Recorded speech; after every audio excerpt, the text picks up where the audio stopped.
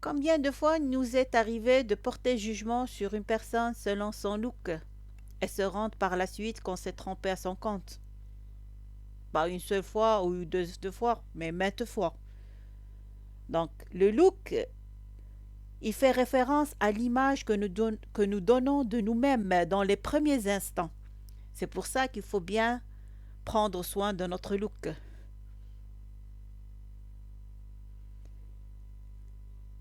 Quand je dis le look, c'est au niveau de l'habillement, c'est au niveau des couleurs choisies, c'est au niveau de la posture, c'est au niveau même de l'image qu'on veut donner de soi, c'est au niveau de la gestuelle aussi.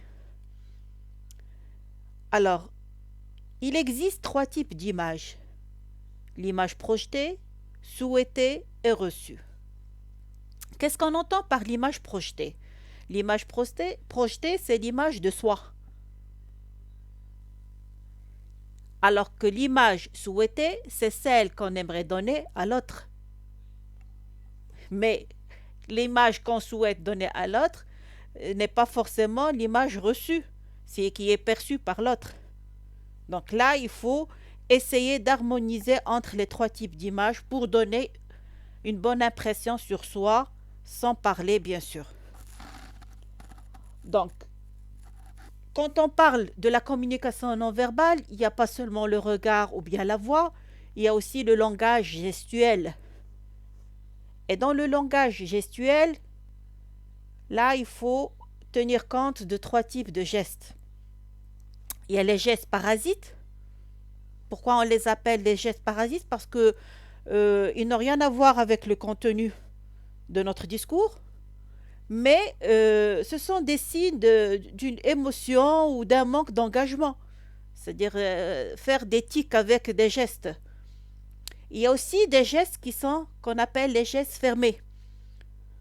Alors, les gestes fermés, on va revoir ceci à travers des images, bien sûr, sur cette vidéo. Alors, ce qu'on entend par les gestes fermés, tout simplement, qui sont dirigés vers soi ou en autocontact. Ils ne peuvent convaincre et servir seulement à nous rassurer, tout simplement.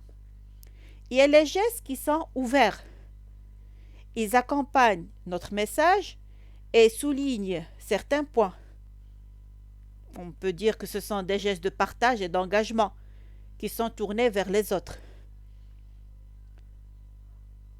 Donc il faut faire attention, pour le geste, il doit être toujours haut, c'est-à-dire au-dessus du coude, parce qu'en dessous du coude, ils vont révéler un manque d'assurance. Si c'est vers l'avant, c'est une attitude de partage et d'ouverture aux autres. Si c'est vers l'arrière, l'attitude de fuite et de contrainte. Par exemple, pour une personne qui est en train de parler,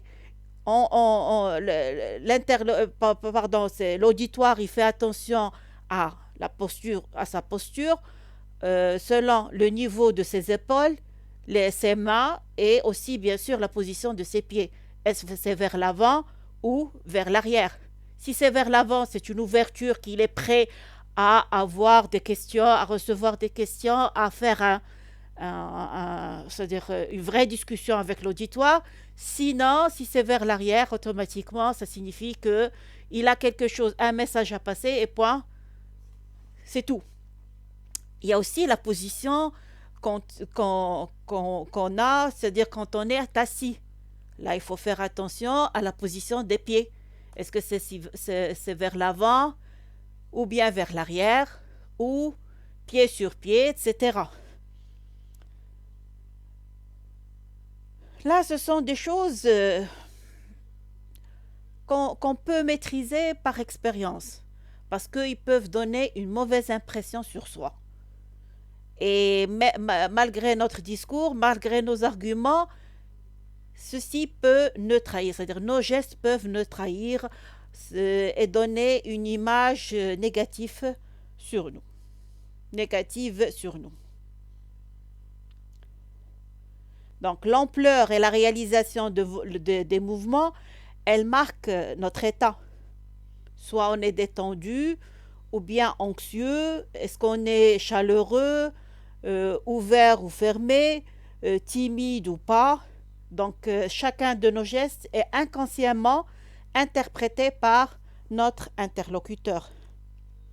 Et il peut déterminer l'issue d'une négociation, par exemple, ou euh, carrément discréditer l'intervention de quelqu'un. Je donne des exemples. Par exemple, passer sa main dans ses cheveux, se frotter le nez, la bouche ou le menton sont autant d'éléments qui peuvent trahir un mensonge ou une grande anxiété. De même, euh, comment dire, il y a des signes qui marquent pardon, une confiance en soi ou qu'on est à l'aise. Ça, c'est au niveau de la gestuelle. Maintenant, la posture. Ce qu'on entend par la posture. Eh bien, la posture, c'est la position générale de notre corps.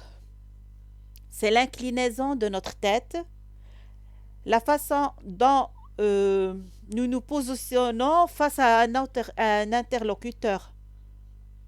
Automatiquement, ça envoie des messages qui sont inconscients.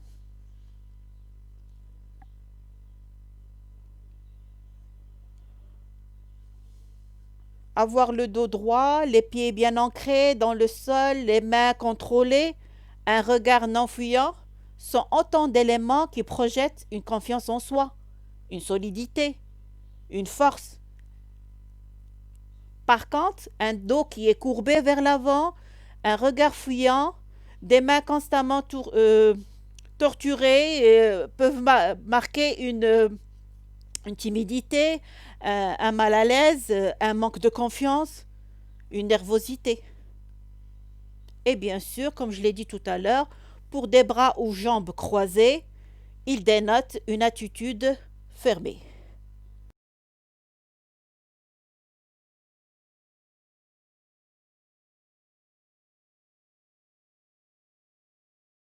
Dans le premier type de gestuelle, c'est la gestuelle d'appui et de discours. Remarquez, dans les deux photos, ça exprime un appui et un discours, mais avec certaines différences. Si on regarde bien, le message euh, de l'homme est bien sûr sa posture. Remarquez, au niveau de son message, il dit, c'est très simple, vous allez comprendre. Comment il appuie son discours? Tout simplement en associant le pouce et l'index, et il conserve le bras près du corps pour se protéger des agressions extérieures. Par contre, pour la femme, son message, retenez bien ce que je vais vous dire. Donc le doigt, il est pointé vers le haut, il attire l'attention sur l'importance du message.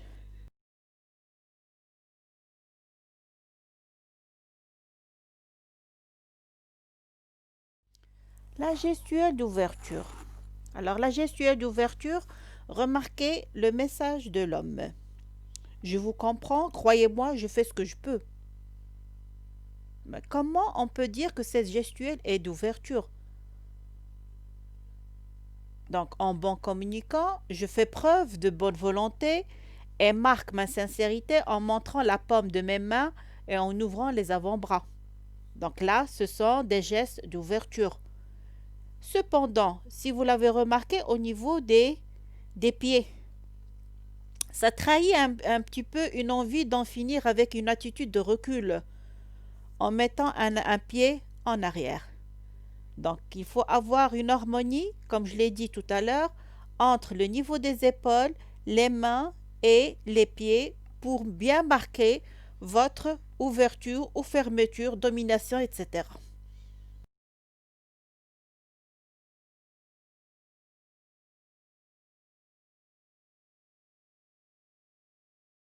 La gestuelle de fermeture. Donc, la gestuelle de fermeture, automatiquement, c'est le contraire de tout à l'heure.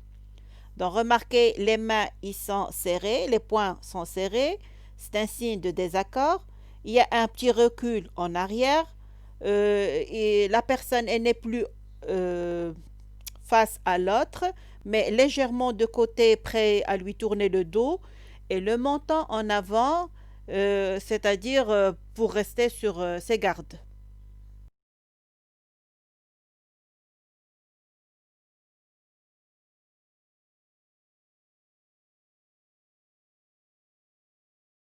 Alors, la gestuelle de domination, comment on peut dominer un auditoire? Bon, on peut le dominer par plusieurs postures, mais le plus souvent, il y a deux postures qui le marquent. Premièrement, c'est celle de la femme, c'est les mains sur les hanches, façon cow-boy, un signe de virilité, d'autorité.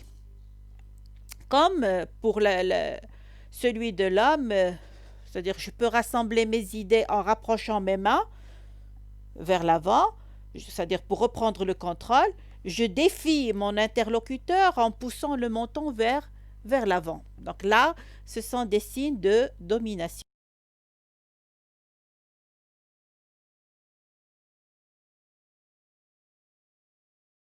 Alors, gestuelle de soumission, ce qu'on appelle le namasi, donc c'est la position d'un élève puni. Remarquez, les mains sont croisées, donc le menton vers le bas, donc les épaules ils sont un peu baissées.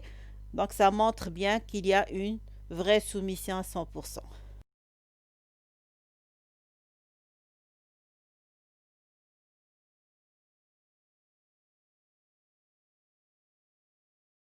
Alors, la gestuelle d'autocontact. La gestuelle d'autocontact, elle peut être exprimée de deux manières différentes. Je peux me rassurer en touchant moi-même avec des gestes de protection, en mettant mes bras qui sont repliés vers moi et qui protègent mon buste qui est le siège de mes émotions. Donc je suis plus rassurée. Comme je peux me frotter les mains au fur et à mesure et les serrer pour en finir.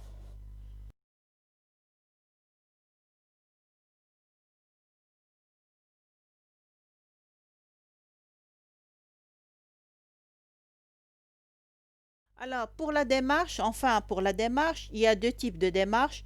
Soit une démarche qui est tranquille et à pas feutré, comme le montre l'image de l'homme, comme je peux avoir une démarche qui est volontaire, dynamique, de la battante, avec un bras en avant, les épaules et le buste en avant, comme le montre la photo de la dame.